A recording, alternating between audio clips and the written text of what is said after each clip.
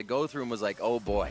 Oh boy. So they know as they come into this next game 2-0. 2 wins here would put a extra game into this group for KaBuM and Detonation Focus Me. So we'll see if they can get that done here. Yeah, because the big thing is if KaBuM goes to 2-2, then DetonFM must win their last game of the day against C9 to be able to pull that back into a tiebreaker. That also puts us into a 3-way tie, which is a very strange situation. However, if Cloud9 do the expected thing and take out this victory, then it is on KaBuM hoping that Detonation Focus Me is not able to replicate some of the feats they have in game 1, but drag it across the line. So really a lot on the line for this one. If the group goes as expected and Cloud9 goes, 4-0, we will have that tiebreaker, but they certainly haven't looked unchallenged in this group so far. No, we think of the KaBuM run before. Najin White Sword defeated, then Alliance defeated. 2 teams people thought KaBuM could never beat, so it could happen here again. First phase of bans are done. And we see a lot of focus down towards that support and jungle position. Yeah, and I think this is really nice, just banning away one of the OPs in the top lane in the Aatrox, because it does open up the Urgot. Now, I was actually speaking to Vedius, as this is a trade that he thinks more people should make often, is being able to gamble on, okay, we're going to take out one. If you take out the other, then we have something else. We can run like the Xayah Rakan, maybe something like a Tahm Kench. But if they don't rise to that bait, being able to take the Urgot or the Aatrox is just such a powerful pick at the moment. See what Licorice will have in his hands to go up against the Urgot this game. We do have the Lissandra locked in once again with that Kai'Sa for Sneaky.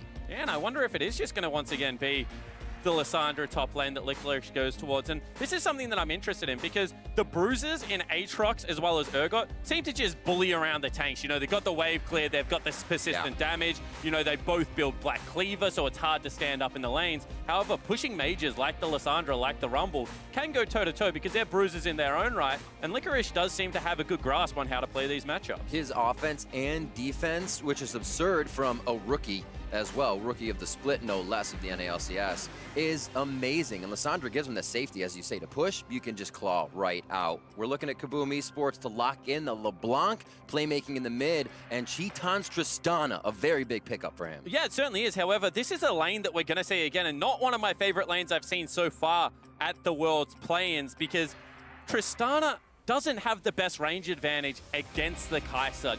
Doesn't necessarily out-push at every stage of the laning phase either. And we've just seen that if Kai'Sa gets towards that late game stage, is pretty unrivaled in the team fights at the moment. And Sneaky's played it a couple times already, has a couple of victories underneath his belt. One of the hard carries for this Cloud9 roster, now once again going to have a team fighting 80 carry. It's just one of those things that maybe the gauntlet has been thrown one too many times. Well, that's exactly what C9 love. It's the gauntlet, right? That's how they get here. NA's 3rd seed, the gauntlet runs. And we'll see how it plays out for him. Nocturne is going to get locked in. Blabber goes a little bit more towards the aggression. I should say a little more. He's always towards that aggression. And they will get that as the Kindred also banned and mostly banned against Cloud9. Yeah, and getting some exciting pinches here. The support champion pull. The Leona ban may hint the fact that they want to go towards something like a Rakan, maybe like an Alistar fight some fire with fire down. The Alistar actually banned away, so probably going to be the Rakan, and see whether this continues to go deep or whether they make the pivot here. What will they hit from Zeyzal? His Braum is huge, still on the board. You can easily see that last ban. His Thresh also got a few bans, as well as he was kind of crushing through solo queue as they got to Korea. And Riev's shown that he's willing to play the Thresh as well at the same time, and it's actually going to be the Rakan ban, so maybe wanting to force something like a Braum versus Thresh matchup here. And we've seen one range support so far, the Soraka. It actually had a very good laning phase, but afterwards did fall off. That was from Vivid. So also the ability to go deeper into the champion pool, I think, for some of these players that have been around for a while. There's that Thresh lock-in, so a little bit of the playmaking all around. KaBuM's gonna have to realize things change around 6. And they have to realize a Nocturne's gonna be coming in. What can kind of mitigate that? What can fight back and be very big, especially at that curve in the game? Braum for safety for Cheaton in the bot lane. We're looking for that jungler.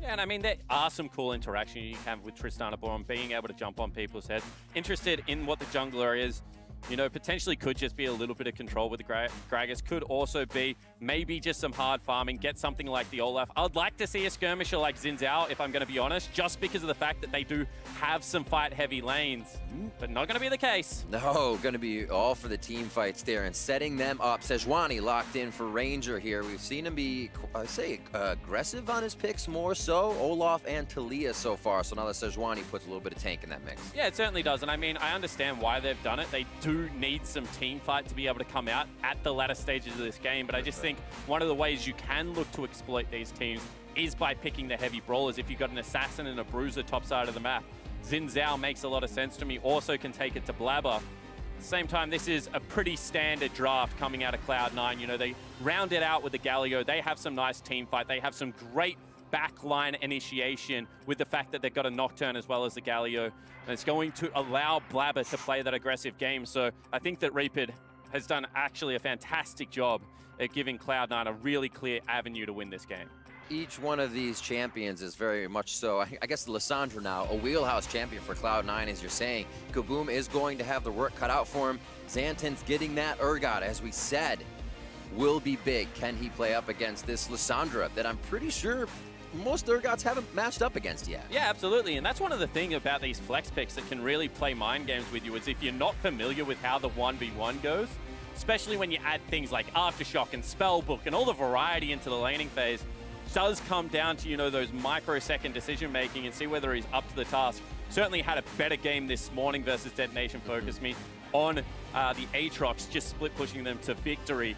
Want to talk about kind of the role that Kai'Sa plays in these compositions, because one of the weaknesses of dive comps was if the support doesn't stay with the AD carry's in some trouble. Kai'Sa changed that dynamic a lot because she gets a massive shield off her ultimate and is able to follow through. We sort of paired a lot with Yasuo's and the like in the LCK because everyone was just able to get in. And I think that that puts a lot of pressure on KaBuM, because now if they mix execute once, if Galio gets in the backline, the rest of the team is going to come with them, and they don't have really an out-and-out tank outside of that Sejuani. So, you know, the likes of Chitan, the likes of Jinkedo need to be very careful in these 5v5 team fights. Gonna have to keep protection on those carries. KaBuM, the only team to represent the Brazilian region at Worlds more than once, now going up against Cloud9 again. A team that has made Worlds since their inception in 2013. And really just carrying sneaky from that roster, but the pedigree stays for these guys. With the skill, always bringing themselves to Worlds. Can they keep a clean score here through the play-ins? Yeah, absolutely. And you can see that Cloud9 haven't dropped a game, but certainly have been bloodied on the way here. First game of the second day for them. Need to shake off some rust, maybe.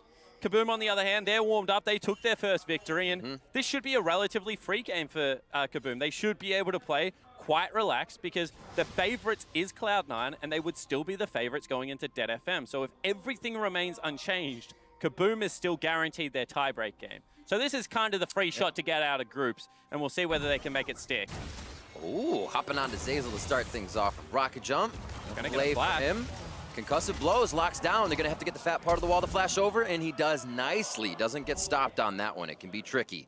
And he finds himself safety, but at that cost of a flash. Yeah, you might wonder why didn't they flash after? You know, with the exhaust, certainly not going to be able to guarantee that kill by any stretch of the imagination. Don't really know who's hiding over the wall. But that is very cute from Chitan. We talked about it already, but the interactions that come through from Tristana jumping in, you know, Braum's follow-up, a lot of damage at the early stages of the game is carried into that passive. And now without a flash, they can really target that bottom lane. That's fantastic homework by KaBuM. I mean, yeah, they kind of go outside the box, but how many people are going to jump your AD carry into just nothing at the beginning of the game? Absolutely crazy from these guys to get a little bit advantage in that bot lane. And we'll see the junglers now opposite sides of the map as they start off. Yeah, and for those that didn't catch the pre-show today, we talked a lot about these support mages versus the likes of the assassins and why we're seeing more and more. And I think it is because a lot of the mages and mid lane picks we're seeing at the moment are the Yasuos, the LeBlancs, the Aurelias. And then the easiest way to kind of shut those down is by big team fighting presences in the likes of Karma, Lulu, Zillion, Galio. And I've been so impressed by Jensen because in the past you would have said, you know, control mage player, aggressive, also known for things like his Fizz back in the day.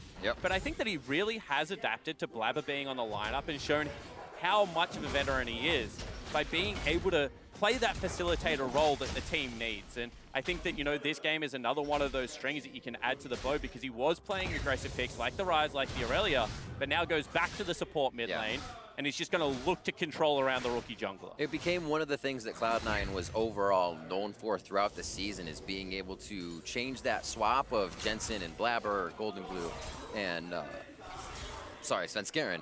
But knowing that Jensen could also vary his champion pool, like you were saying, became a huge point for keeping him in, and also seeing how that group worked. Yeah, absolutely. Obviously, Ranger had watched the Dead FM game versus Cloud9, because just backs away from that range. It is going to be a little bit of an invade coming through. Nothing really happening as they trade sides on the map, although Jinketo wants to have something to say about that potentially. Like he is safe in lane. No real push for the mid lane minions, so nobody can step out too early to give that aggression. Things starting off pretty safe all around, all things considered. Licorice not drawing too much pressure, but that's what kind of we were saying with him. Good offense, good defense, and he absorbs so much at times that it allows Jensen, Sneaky, and Zeyzal to just kind of have a free map. Yeah, absolutely. And I mean, what we're seeing right now is just farming lanes. And when you have a look at the teamfight presence that's going to come out of Cloud9, they're going to be happy with that all day long, you know. They feel like they have the veterancy. They feel like at the moment they've got the easier composition to execute upon. Now it becomes up to Ranger, you know, potentially at that level 6 mark to try and get into the lanes, try and impact, or whether they can just set up some plays around neutral objectives. Because one thing KaBuM has been able to do very well in the CBLOL is control that mid-game portion. Not necessarily something that is easy to do on the world stage, because once again, you're going against the best of other regions as well, but certainly one of their strengths domestically. Team to get to kind of Baron very fast, and with their Baron power play numbers, close out the game quicker than most. It's a question though, is will Cloud9 allow them to get to Baron fast? What position are they in when they have to play from behind? And I think that's what we actually have seen KaBuM do very well, is kind of recuperate from bad moments. Here, Kato getting a bit of damage as Jensen throws out the taunt, but KaBuM, as we said, that mentality being at the right spot is something you have to have here on the world stage. Blabber liking this top lane, Riv. Slowly coming in. Looks like they're going to get the force flash here on Xantins. He tries to get away from the terror, but he will not. Trying to flee in the right direction, but it's not going to help anyways. Blood in the water for Blabber and Licorice. And one more time, that's just a beautiful setup. They stay persistent with their game plan, which was obviously get Licorice ahead. And they just read the gank very well. You know, they play it very nicely and able to pick up that first blood. And now with that, they're going to have the push. I mean, this is just Xantins trying to make the turret hit. Probably wants his first shot by this stage of the game. Has to use the flash to get the full length of the dash, and they just flash in front of him, guarantee all of the CC in the world. And, you know, it's the little things, but you just like to see the ganks played the right way, and that was very well played by Licorice and Blabber. Very calm, cool, and collected. Now Ranger is trying to do that on the bot side, but realizes he was hatching a ward as Sneaky throws out a Void Seeker. Bags of money going left and right. 41 to 45 in that lane, as it hasn't had too much aggression from the jungle. Yeah, and I thought that that was where we're going to see some fireworks, because generally if you take out a Thresh's flash, not going to always be able to go aggressive. But at the same time, you know, Blabber put some good pressure on top side of the map, maybe made Ranger's job of where he wants to go a little bit more difficult, playing to the tune of Cloud9's jungler as opposed to his game plan, and it is much easier to execute on all the CC that's going to come out of a Lissandra lane, so certainly advantage Cloud9 early in this one. And as I said, I think that the game gets easier as it goes on. I think the ball really is in KaBuM's hands to be able to make some of these plays work. See whether they're able to do it, Riv, because right now looks like it's going to be a rough early game. Well, rough is kind of what KaBuM knew. A team that has been able to make to the finals of 2017. Ooh, this is nice. Holding thought. Jensen's forced to go out taunt again and pull Jinketo into turret possibly.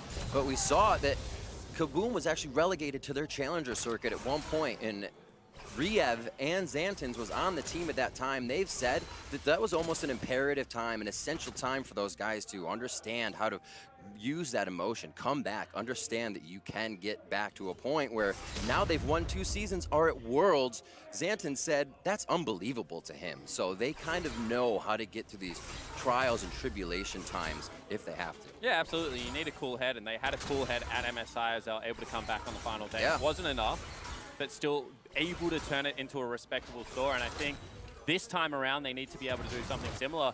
Jinkedo has been able to force Jensen back a couple of times so far. Hasn't built himself a meaningful lead, just thanks to that teleport and how kind of obnoxious Galio is as he gets to stack up some of those defensive stats the first time around. Very obnoxious. But if he's able to get free access to the lane, that's when you can start leaving, go top, try and pick on this pushing Lissandra, who is currently flashless. Maybe get into the bottom lane and see if you can make something work. And it looks like, once again, KaBuM on the right page here with the gank. Oh, what a dodge on the Glacial Prison. Gets the claw out beautifully, and he's going to be able to just sidestep any damage. That's Licorice absorbing the pressure. Cloud9 has control over Drake. And I just want to juxtapose the ganks that came through. Blabber flashes to guarantee CC in the first gank. This time around, there's a little bit of a trade in the mid lane.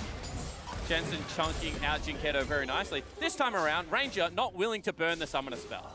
So they don't get any of the CC to stick, and that means Licorice can just walk it out. He's already picked up the boots to Riv. He's going up against no boots top laner. Once that CC misses, there's no way Zancians can actually stick in that fight. And I just think that, you know, that is that little bit of inexperience. Burn the Summoner spell, guarantee your CC, make sure you can pick up these kills.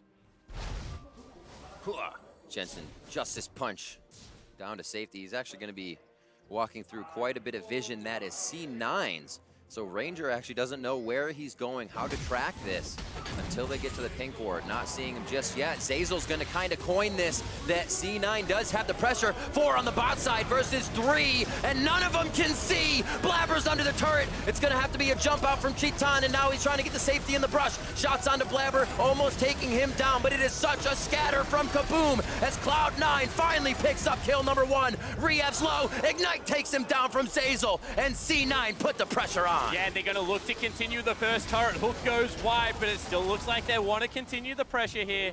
Very well executed dive, getting all 5 members down into that bottom lane. Cloud9 looking very coordinated. They're going to stay for a few more minions, make sure that wave is pushed all the way in. And what buys can come from this? That was already a BS sword for Sneaky, so return on investment. Let's see it again, your Acer Predator replay. Yeah, and this is KaBuM thinking they're safe because they're already cheating LeBlanc down here. They've got Ranger on the bottom side of the map. They think even in a 5v4, we should be okay.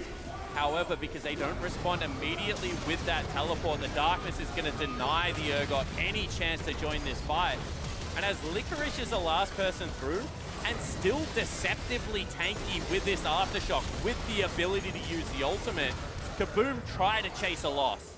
And once they're out underneath that turret, it's just going to be a clean Cloud9 win. And as you said, off the back end of it, big purchases coming in, you know, already a Storm Ranger, already the makeup of that Hextech Proto Belt, and Cloud9, you know, with a 1,500 gold lead at only 10 minutes into the game, looking to cement themselves as the top dog. They brought the fight to KaBuM there, just about 9 minutes in. KaBuM playing a little bit of repair now. Blue over to Jinkedo. He's going to go ahead and farm up mid, 91 to 88. Not too bad there, but we haven't seen him have a lane. You can't kill Galio. LeBlanc wants to get these assassinations in soon. And the great thing about having a comp like Cloud9's right now is they can go towards a 1-3-1. They can set up 3 pushing lanes if the map does deteriorate quickly.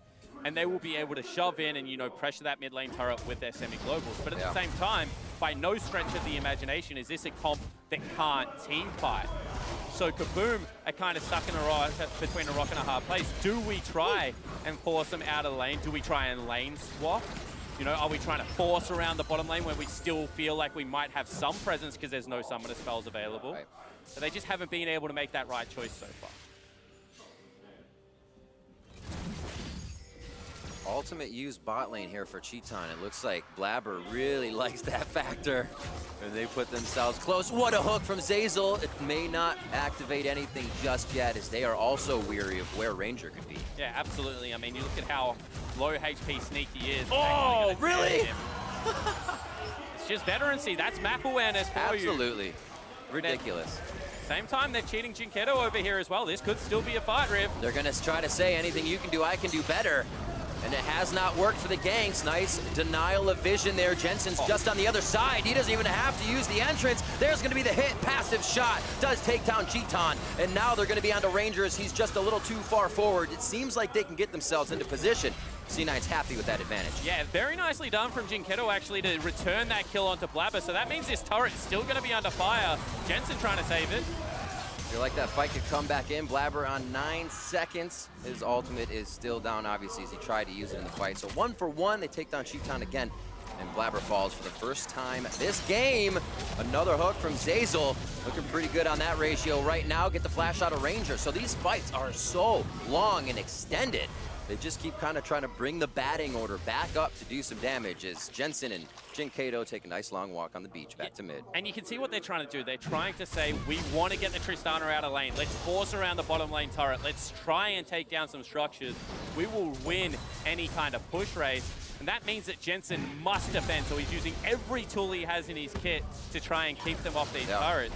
He's just losing out on some trades, however, and that means Jinkato has a lot of freedom to help the bottom lane. Here it is again. You can see he gets there first. They're able to get some crucial tools out of Blabber. But as you mentioned, Zeyzal is just playing the Thresh to a very high level. This is what we wanted to see as it was locked in. And if that trade wasn't there, they would have been able to continue the fight. They had the utility to be able to go for it. But KaBuM ultimately get the reward they're looking for. They ultimately do get that bottom lane turret and now can mobilize around the map. Vision priority over bot. Even getting that pink ward forward so they can have it. Looks like they want to actually start getting some turrets down fast here with the priority they're holding lanes with. Pushing forward. A little bit of tri-brush as well. Yeah, and the great thing for KaBuM this game is that 2 Ocean Drakes, they're going to help out your laning phase. But, you know, laning phase nearly ended. Does help out protracted sieges and, you know, maybe battles for vision. But if they get another turret here and can translate that into a Rift Herald at the same time, actually they're going to go forward for a game. Flash disdain. Claw out. Not even close, baby. No, it certainly wasn't. I mean, I maybe thought that the Tristana was a little bit closer. Thought that Cheeton might want to use some abilities to get in. Also could just be trying to deny the HP and make sure that they win out on this pushing battle. Because as I said, the real victory here would be if they also can turn it into a Rift Herald. Because that would nearly guarantee the mid lane turret. And it doesn't look like Sneaky or Zeyzal actually moving to defend that objective. One down top, a good rotation from KaBuM, as we're saying, allows this to go down nice and easy. Definitely seems like KaBuM has said we need to actually break these lanes as much as possible with the aggression we were feeling from just the bot lane and as well not being able to hit Licorice. But Cloud9 have also done the right thing. They've said, okay, they're going to start jockeying for position. They're going to start trying to trade. We think that we outscale. We think that we have a good late game. So, you know what? We're happy with this trade. As long as we're going to maintain our gold lead, which they currently are, as long as we can continue to stack up dragons, you know, potentially put on the table an Elder Drake victory win condition, then we're not going to buy into their game. We're not going to actually fight fire with fire. We're not going to have a 5 versus 5 team fight at only 15 minutes into the game. We're just going to stick to the game plan, and we're going to slowly continue to build this incremental gold lead. Becomes incredibly hard when you're just called on your bluff. What's the next move for KaBuM to say you have to fight us? Do you throw 5 people at one position and hope you don't lose the other side of the map race? I mean, at this point in the game, you kind of got what you wanted. You get a little bit more of a pushing map. Looks like they want bottom lane, however. Xantin's not feeling too good about this one. Nice distance on the disdain. Does get him to safety, though. He does have to use flash as Rift Herald is used middle for that pressure bot. Yeah, and this is what we're talking about, is you got the map broken up. There's now a little bit Rift of it. Herald, you can try and take mid lane turret. You're going to equalize the gold. I think that was a force coming out of Cloud9 that they didn't necessarily have, and it might also cost them a second turret. Letting him know he's there. Licorice throws a Q in at KaBuM on the second tier mid. He's going to head back top lane and get some farm going on here. But KaBuM with a nice tactic. They're not waiting to kind of activate these things, which Cloud9 will pressure very hard. Cloud9 will see that you're waiting. But the good news here is that KaBuM's been able to get Cheeton to every single turret take. So he's building up this goal on the Tristana, on the hyper carry. He's going to have to shred through, you know, a tanky Jensen, but that's kind of where the tank line ends. We've already heard from Jat the way that Licorice's, you know, pseudo bruiser Lissandra is going to work in this situation, but certainly not the same as a pure tank. That's a face check. Let's see if he can make it out of this one. That's going to be the tomb down, and so is Licorice.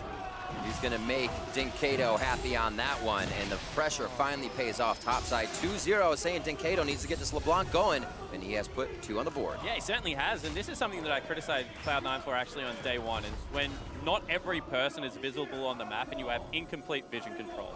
they've just walked from top lane to Rift Herald to mid lane. So you have to assume that they have vision in your topside jungle.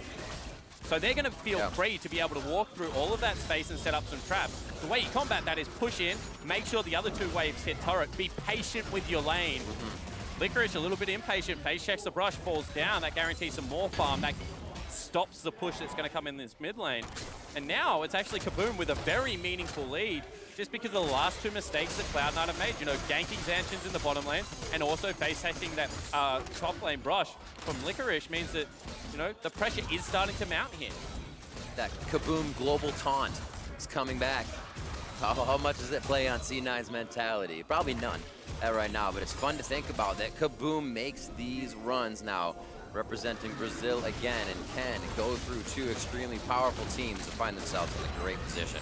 And I still think that Cloud9 are finer in this game, right? It's only 600 gold. They're still building towards their objectives. But this early game just really has shown that the play-in regions are starting to get their macro game under control. They're starting to play at least a similar game of League of Legends. They're not just playing deathball. If we kill them, we'll be able to win the game. You know, they're down in scoreline, but they're up 3 turrets to 1.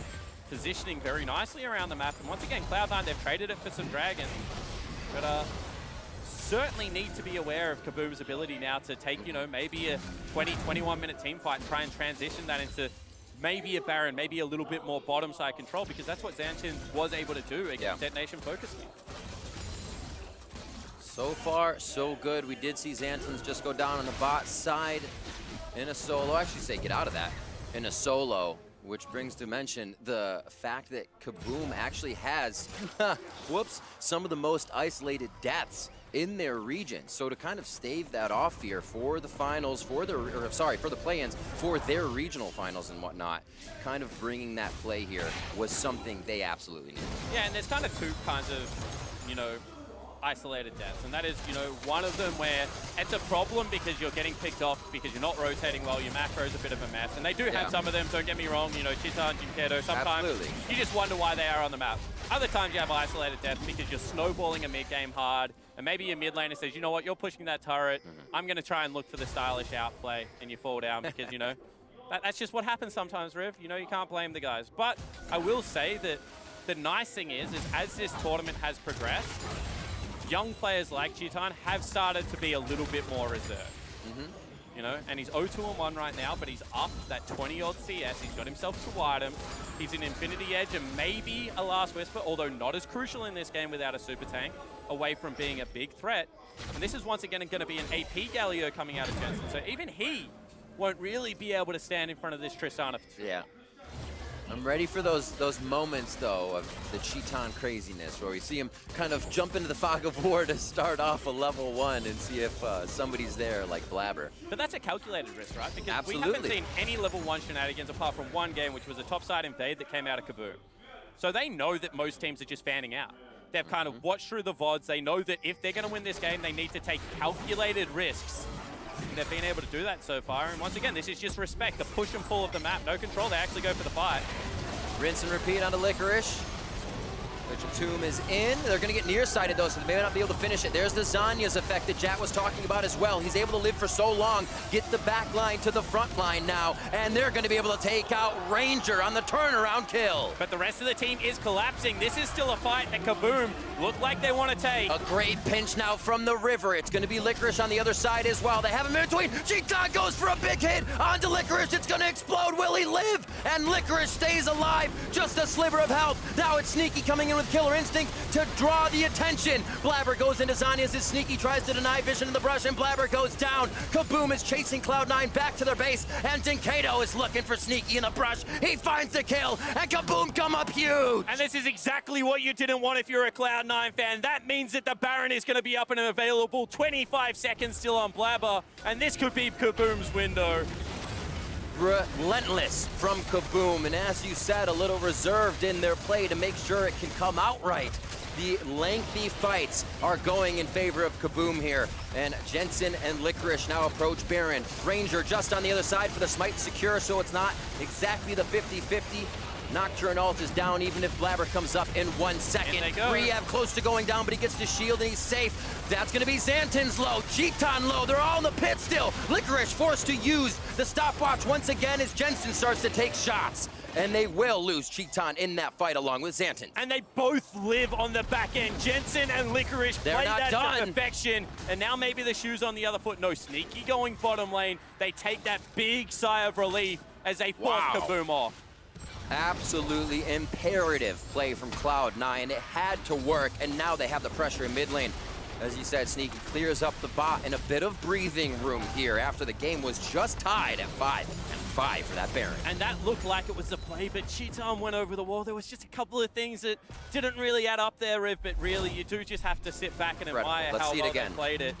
This started off a little bit ugly because Cheaton jumps in, wants Licorice, flashes forward, but pushes him away, and look how much damage he needs to pick up the kill. He just lives sub 100 health. Sneaky going in, trying to force a distraction.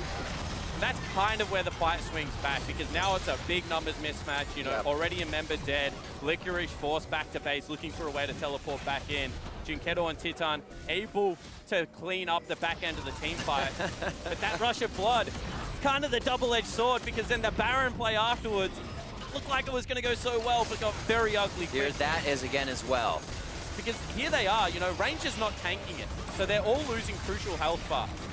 And then as soon as Cheaton goes out of the pit, there's no consistent damage left. So he feels like he has to come back in. Of course, if you're behind Baron, you take increased damage. And it's actually ultimately Baron, as well as a nice Q coming out of Jensen that's able to pick him up. And the fact that Licorice lived on the back end is, you know, insult to injury almost. As KaBuM thought they had everything there. The instant potion as he came out. Stopwatch is almost ready as well. Ultimate's up, and those kind of sync with each other quite nicely, just off by a few seconds. So you're always expecting that from Licorice. And it allows him to make the plays the team said he was calling before, too, for these flanks. But can they start to come together a little better here? KaBuM seems to be really on fire for the fights. C9 back to safety, wards on their side of the map around that Baron area. It is becoming the position to jockey for, and really could be the point to break the game. Yeah, and I mean, Xanten still looks like he's tanky enough. So I think that they still have windows where they can fight, and maybe actually one of them could be in the top lane here. Quick hit. It looks like Junkedo's going to live on this one. Jensen very low, but he stays alive. Blabber now looking good, and KaBuM is just going through the lineup. One fight after the other as C9 is not as ready as they think they are. Yeah, and one more time, that's a jungler falling down. Blabber thought he could get in there, save Jensen's life. He did that, but at the cost of his own. No Baron going to be the objective this time, but you can see KaBuM with that, you know, mobility, with the ability to get to these fights very quickly, just able to eke Cloud9 out. So just holding off 3 Ocean Drakes. Cloud9 can kind of stay out, avoid these fights. They did so well in the early game. 3-4-man dive on the bot side kind of escalated what Cloud9 was able to do. That was traded back by a dive by KaBuM as well. So a decently active early game slowed down. Now we have that 7-6 where KaBuM is really starting to fire back. 25 minutes. Infernal Drake is next. See if Cloud9 can keep control on that objective with Baron looming over this game. Yeah, we talk about it all the time, you know, play towards your win conditions, and I think that KaBuM actually did a great job of that. You know, we've got a quicker turret pusher, we're going to build raw AD, we have ourselves a Tristana, let's play towards that. And I think that Cloud9 were doing a good job of slowing the game down, but it kind of lost sight of that in the last couple of minutes, getting caught out, and it looks like there's going to be another potential catch coming in one more time. Not too much movement for the rest of the team. Looks like it's just going to be a Lantern if possible. He's saying, I'll be down. Grab this, friend. And they are out safely. Yeah, so not able to land the chains. No CC coming in that time. But now the game gets a little bit more dangerous because you've actually got yourself an Infinity Edge built up by Cheaton. You can see how back and forward this game has been already. Always within that 3,000 gold mark. 1,500 either way. This looks like it's going to actually be some explosive team fight. That's a phase check. Heck yeah, usually you want to get off the wild ride, but can we go for another round, please? 6-7, still no kills coming out of there. Stopwatches, looking at the summoner spells that are up. Zazel's flash is down, I think, actually to get safety over to Jensen on that last play. So it is going to be down to the wire here. Everybody has everything to use. Sneaky getting jumped on with Rocket Jump. And Cheaton is really starting to pull out all this stuff. They know he doesn't have jump, so Blabber wants to go in immediately. They say Sneaky and him can take him down. Blabber still has that stopwatch, but he's going to be suppressed and taken down. Fear Beyond Death. He's coming up from Guardian Angel, rather. And now it's Xantin's going to be taken down. Good hits onto Ranger, but he quickly Arctic assaults the safety. A chase from Jensen, and Jinkado is in their face. They got him. Blabber goes down eventually. Rehab, as this fight is scattered, just finding members that cannot get out of the fight fast enough. From C9 onto KaBuM, and that is a 3-for-1. And that could be a crucial pick, actually, from Jinkado at the end, because it took down Blabber, which means the jungler not there. If Ranger can get within distance of this pit, that's going to be a smite battle that he can win. Cloud9 probably have to look for the turn here, Riv. They're getting pretty healthy as well. At least Licorice, he's staying off Baron with that Ocean Drake triple, getting him healthy. Jinkado from one side, he gets hooked. Zeyzal has been hitting all of the hooks. Roping in KaBuM, and it is going to be a 28-minute Baron for Cloud9 after taking down 3 members of KaBuM in an incredibly mid-scattered fight. And they even wait for the jungler to come back up. There's going to be a great timing. Dragon in a minute, and Cloud9 finally get the team fight they're looking for. You said you wanted to see more of the aggressive Let's Cheaton. go. I said, please no. We got to see it. He jumps in and he pays the iron price. Just gets taken down. You know, you think this could be the fight they're looking for, but because of the GA, you know, no fear coming out there.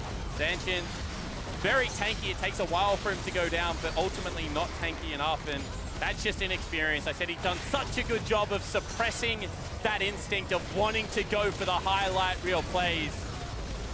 But unfortunately, that one cost him a lot. You know, it's funny because one of the first plays after watching a few VODs that I saw of him going crazy was Shox' tweet, and Cheaton is crazy, diving under the turret, doing things just like that. And man, you know it's still in there. It's still kind of lit, the fuse. He is ready to go forward. Zeyzal and Jinkado saying hello. Sneaky with a beautiful dodge there to stop the initial damage from coming in. Yeah, but the good news is that they've now pushed them towards the top side of the map. Dragon coming up in 5 seconds, so they know that they have a late rotation. There is a potential to just try and chunk this one out. It's going to be the first real meaningful Dragon of the game in that Infernal, and I'm sure Cloud9 would love it. But you got to really respect the poise of Cloud9 of just pinging back and pinging out turrets. You know what they need to do. Avoid the fights until they find the one they want, at least right now. Cheaton and Jinkado. They're kind of the two we were looking at. With a Braum, a Sejuani, and an Urgot, did they have enough to power through this team of C9? So far, so good for KaBuM. They're going to go ahead and defend the base, and we have to remember, C9, their comeback game against Detonation Focus Me was cordoned in their own base. They had a very good kind of circular, I don't even have a word for this. They had a good idea of how to get around Detonation Focus Me. And it is just KaBuM now on the side of their own base. Cloud9 has no way to get those flanks. They have no way to get Licorice around the sides. They had the trigonometry on point. All their angles for the flanks were certainly in the right position, and it's a very similar composition here that they're going to be able to use. I think the difference right now is the fact that Tristana is still where she wants to be, even though that last fight wasn't what Cheaton wanted. He dies at the start of it. He's got himself a last Whisper, and there is still room for them to just like that. That'll happen. That's a bummer. You know, you got stopwatch, you got ultimate, but unfortunately, you don't hit either of the buttons. You just die. I cannot believe Jinkado is actually finding these still, or more so, Cloud9 is in positions where this could happen. I mentioned isolated deaths here for KaBuM earlier, and that was something that plagued their momentum in the season. Cloud9 is being stopped short on a lot of things because they're losing members when they should not be losing members. Yeah, absolutely, and I mean, couple in the top lane, now that one in the jungle. Just a little bit of disrespect going the short way. He's on vision, so they know exactly where he is, and that's just pop goes a weasel. I'm sure everyone's kind of felt that in solo queue every now and again. And we haven't really talked about Jinkado all that much because he did fall down in CS, but he was able to move around the map. He was kind of responsible for that first turret pickup, and LeBlanc's one of those champions that can be hard to make work in 5v5 team fights, but has navigated them quite successfully so far, and looking the goods. 5-1-1 versus Jensen's 205 for the mid laners. Looking up and down the inventories here. Looks like everybody's kind of evened out on most things. Core items are matched. a GA for Sneaky instead of that penetration that Cheaton's starting to get into. Yeah, kind of surprised that he went with GA, actually, because normally you would see something like a Banshee's Veil picked up for that one ability. Maybe he feels like he is just going to have to fly in the back line, and with that comes the risk of being able to get blown up initially, so wants to be able to stick with a persistent team fight because he does have some good persistent team fighters around him, and this seems to be a theme. Death brushes as Blabber doesn't go for the face check this time around, just holds the line. Very nicely done. Lower, I'd say, average than average power play here by C9. They picked up a bit, but the momentum on the map is really what they needed. The ability to reposition. Ranger make an interesting move here, but this extended fight, this is what's been playing in favor of KaBuM. Is this a little too far forward for Ranger, though? He's low, flashes, he's still in the pit, near side, and that's Blabber going in. He wants to kill, but they're not able to get it right away as Ranger still gets the Arctic Assault over the wall. Great job by Licorice to follow on the teleport as well, and they pick up 2 kills onto KaBuM. And another facepalm moment comes out. Cheaton actually just flashed into a wall, I believe, went into the pit, tried to help out his jungler, but not going to be the case. In Cloud9, with 2 members dead for 30 seconds, can now look to push in and try and break the base. He's had some great moments so far, but the last couple of them have really hurt the KaBuM lineup. And Cloud9 just rubbing their hands together.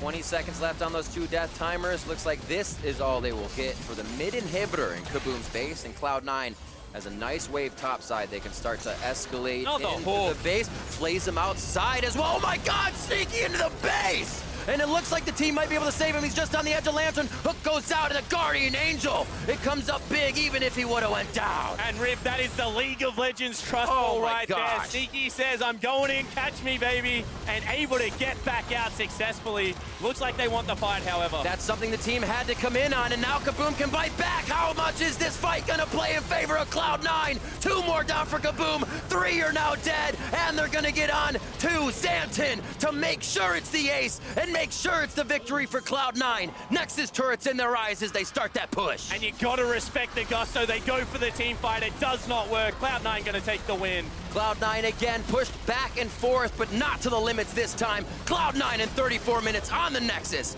and they take down KaBuM.